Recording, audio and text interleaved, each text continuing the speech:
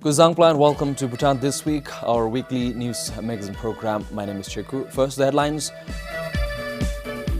World Health Organization urges Southeast Asian countries to continue extreme caution despite decline in COVID-19 cases. Potatoes and 4 other agricultural products listed in export list from Bhutan to India. And Tourism Council projects international tourist arrivals to plunge by 84% next year.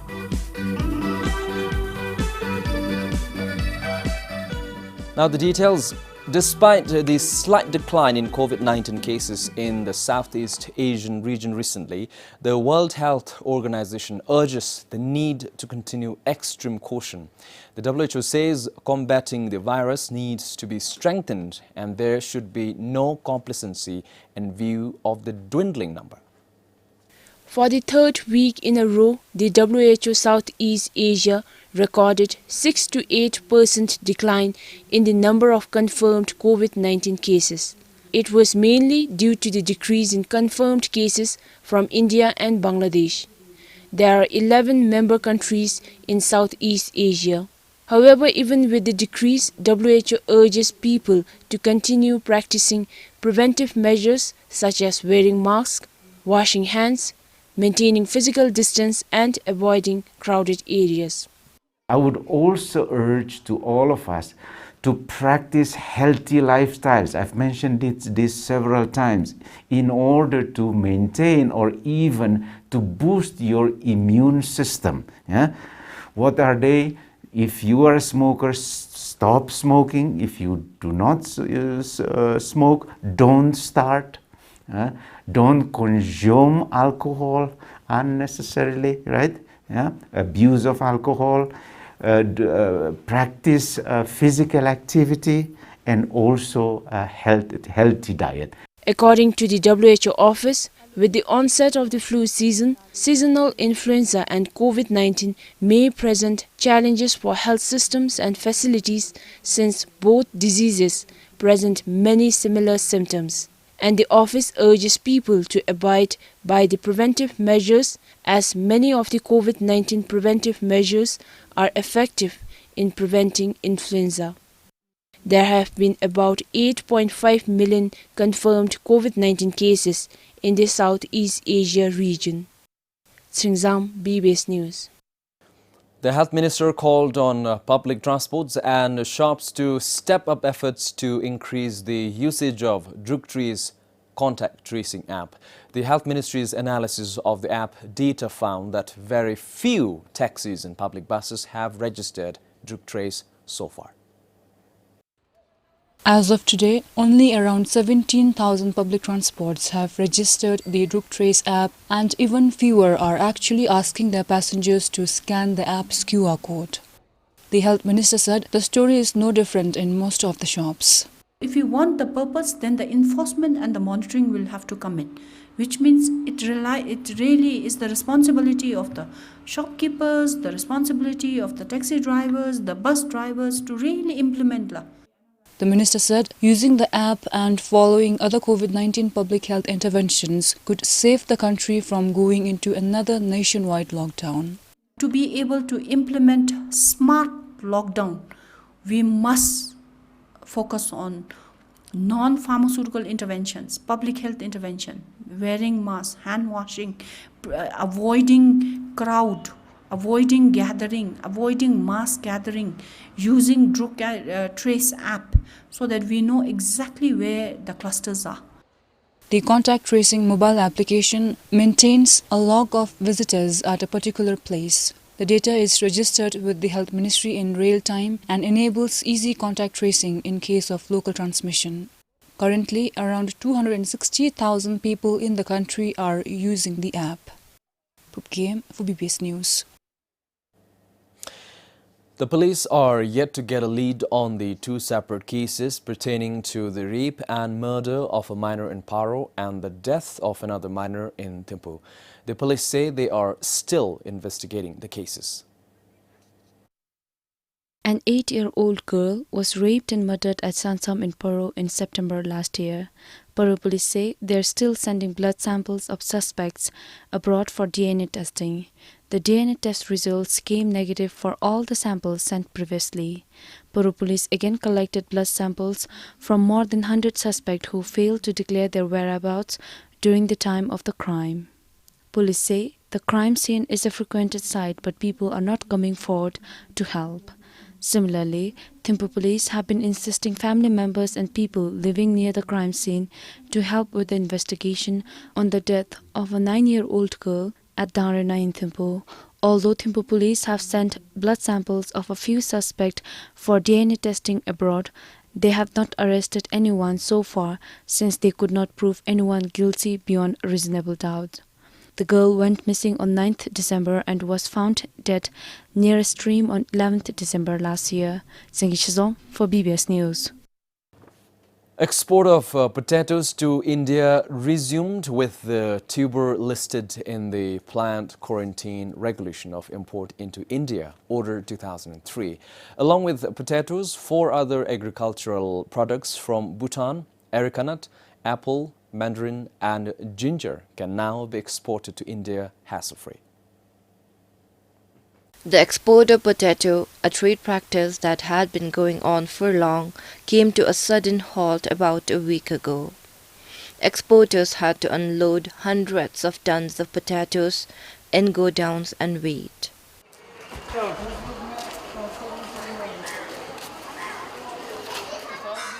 However, yesterday, the Embassy of India notified the Foreign Ministry that the Indian government sanctioned the export of potato and 4 other crops from Bhutan. A press release from the embassy stated the decision to allow new market access for the agricultural commodities was arrived at after a detailed deliberation between relevant agencies of India and Bhutan. It is in keeping with Prime Minister Narendra Modi's assurance that India would stand by Bhutan in fighting the effects of the COVID-19 pandemic.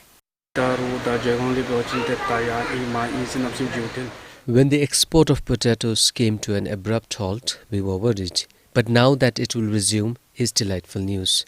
I hope that with such bilateral talks between the 2 governments, there won't be issues in future. While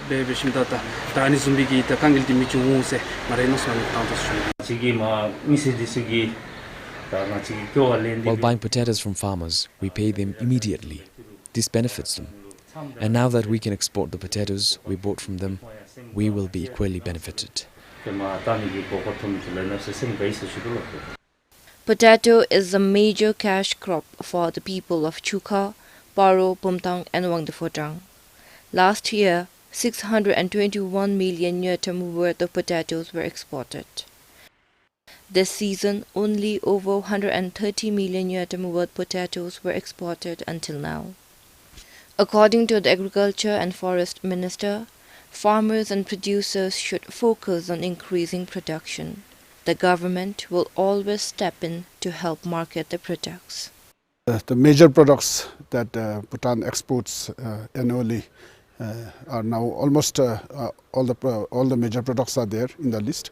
So initially the cardamom and asparagus was listed, and now with the approval we received yesterday, we have five items. We may not need other items so urgently, but we will definitely work on if the need arises. As per the notification, India's National Plant Protection Organization is also examining technical details of chili, beans, cabbage, cauliflower, carrot, pea and soya bean to be included in the export list. The Indian Embassy stated that India will continue to extend all possible support to Bhutan to minimize the health and economic impact of the COVID-19 pandemic. With additional information from Sonam Benjor, Kiladem, BBS News.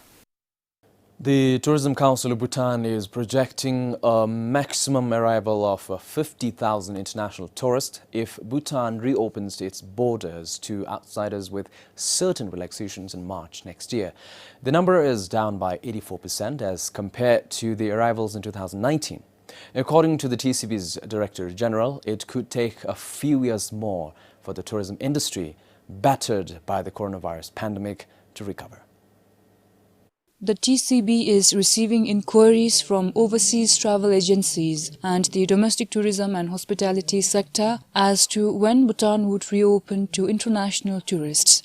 According to the council, the country is open to tourists since 6th September following a notification from the Health Ministry requiring all incoming travellers to abide by the COVID-19 containment protocol and undergo the mandatory 21-day quarantine.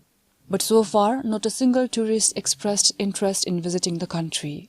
Assuming that the COVID situation will continue as either as it is now or improve, or maybe if you get a vaccine, then maybe we are thinking that we can start opening Bhutan to tourism by March. The earliest would be March 2021. This is our forecast. But then, as I said earlier, the situation could differ. In case if there is a vaccine is coming, then maybe things can be done even much more earlier than that. He added that it might take around 5 to 6 years for the number of international tourist arrivals in the country to reach the figure recorded during pre-COVID times. If this is the case, what does this mean to those who are displaced from jobs and waiting to return to the sector? 35-year-old Sring Dandup is a hotel employee in Pumta but was discharged on unpaid leave following the pandemic. Today he is doing temporary menial jobs with his friends to sustain his family of 3 school-going children. My friends and I have been trying to get a new job, but due to mismatch of available jobs with our hospitality sector experience, it is difficult to find one. Moreover, the red tape on the need to produce certificates and mark sheets is making it even more difficult. Tsering, like many hopeful employees in the tourism and hospitality sector, is waiting for the tourism industry to reopen. At the same time, he is aware of the challenges ahead. If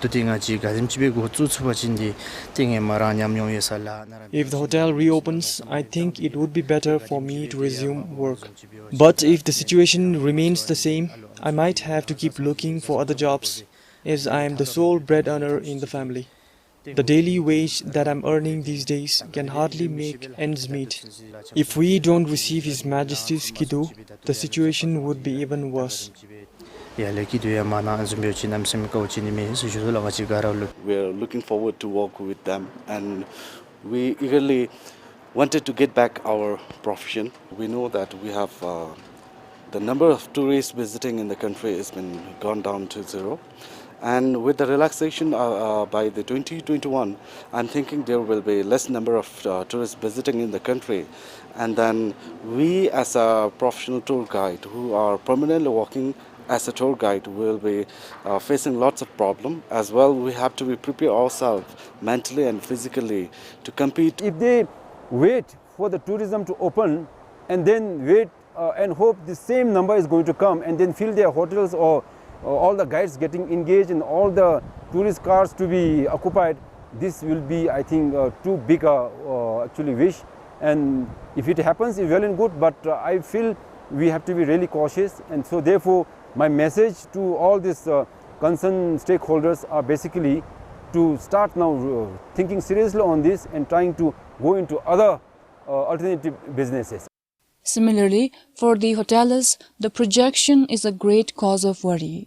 They are proposing that the government take measures before the entire hotel industry collapse. I feel the government agencies have the responsibility to take the number beyond 50,000. We can't just be sitting idle and saying that the number will not be going beyond 50,000 and then do nothing about it. It is the hotel owners who borrowed huge money from the banks. If lesser tourists visit the country, then we will have tough time repaying the money back to the banks, and it will impact the economy at large.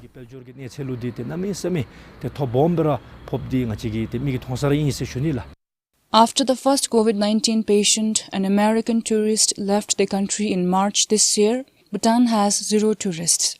And in between January and March, 25,000 tourists visited the country, while 4,084 cancelled their travel.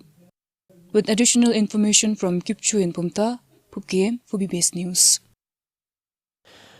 It will not be long before the construction moratorium in Local Area Plan 2 of Bhutan Planning in Sirang is lifted.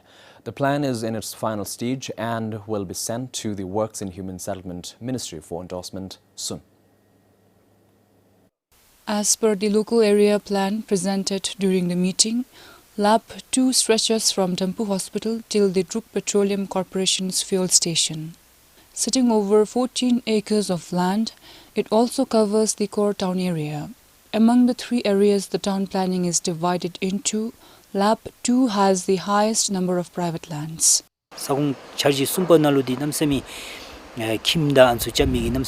Unlike in Lab 3, we have an overwhelming number of individuals wishing to construct houses in Lab 2. Without a proper local area plan, we couldn't provide the construction approval. The district did not have an urban planner, and we had to rely on the Works and Human Settlement Ministry for the plan. However, from this year, we have our own district urban planner, the RCSC placed.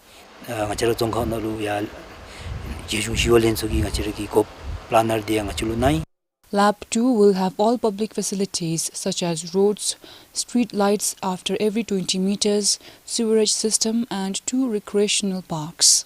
Individual plot owners, they have to be satisfied with our planning system, and if they all are satisfied, then we are going to forward to the Minister of Work and Human Settlement for endorsement, which usually it might take 1 to 2 months, and after endorsement it will reach here, and our Zonghak administration will initiate for the construction of service road, footpath facility, street light, stormwater drain, then water supply. Then after that, the public can go ahead with their private construction. Most landowners in Lab 2 are ready to start with the construction works and hope the long-standing construction moratorium is lifted soon. As per the plan, the number of floors per building will be limited to 3. However, depending on the geographical location in some areas, construction of buildings up to 4 stories will be allowed.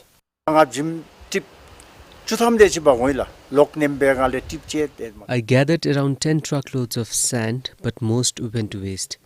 More than 1,000 cubic feet of timber got spoiled as well. And of the 5 truckloads of stones I had kept ready, I could hardly gather a truckload. However, now we are happy the Lab 2 reached its final stage. We are eagerly waiting to prepare for constructing buildings. If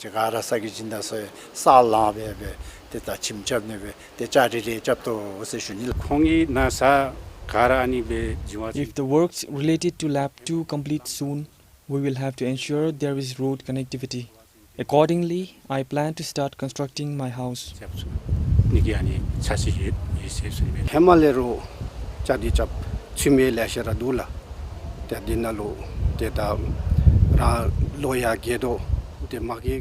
There are many landowners who prepare to construct houses. Most of them want to complete the work before they age. Personally, I couldn't organize, but I will do so once the plan is finalized.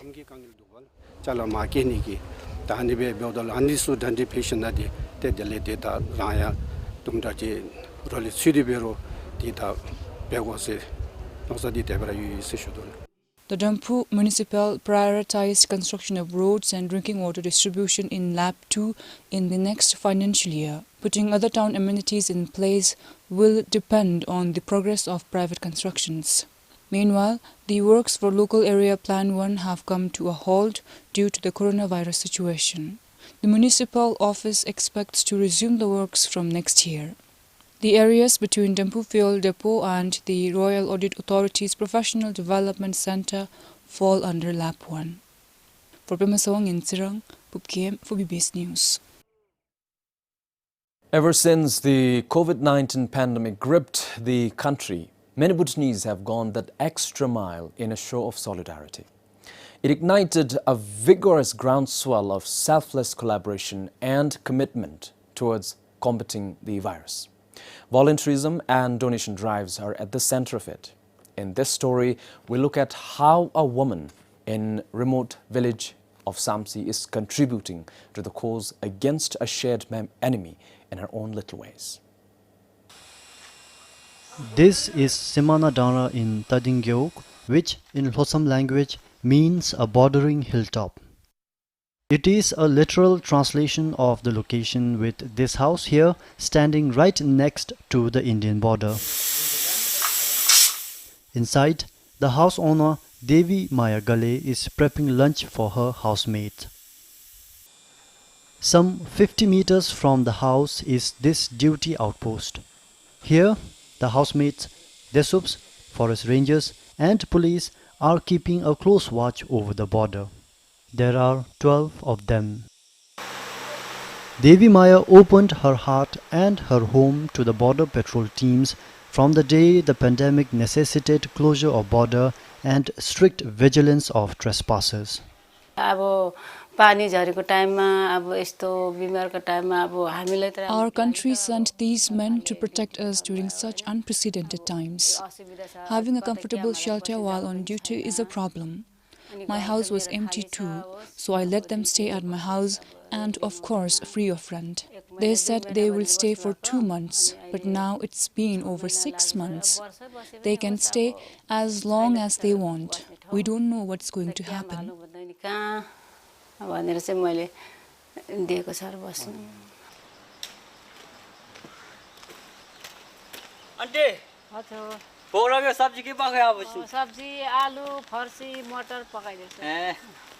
उहाँहरु अब ड्युटीमा हुनुहुन्छ कोही बेला time पाएको बेलामा म यताउति सफासुग्घरहरु गर्दिन्छु They are mostly on duty. When I get time, I clean the house.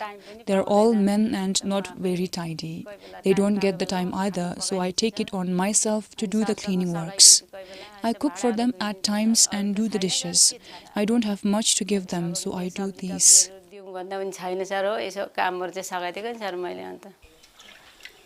Devi Maya says the security personnel are all like her sons now. And the feeling is mutual.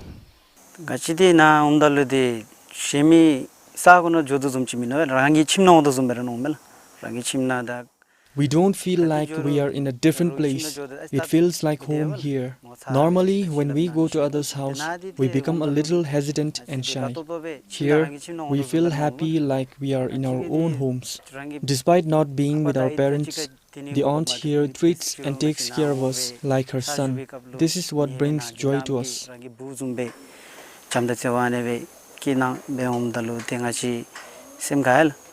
In my previous outpost duty site, we had to cook ourselves. Sometimes we couldn't make it on time. On other occasions, we miss our meals as we have to go to different places and our timings wouldn't match. Now we have a dedicated cook and the house owner helps us. When we get proper meals, we can perform our duty well.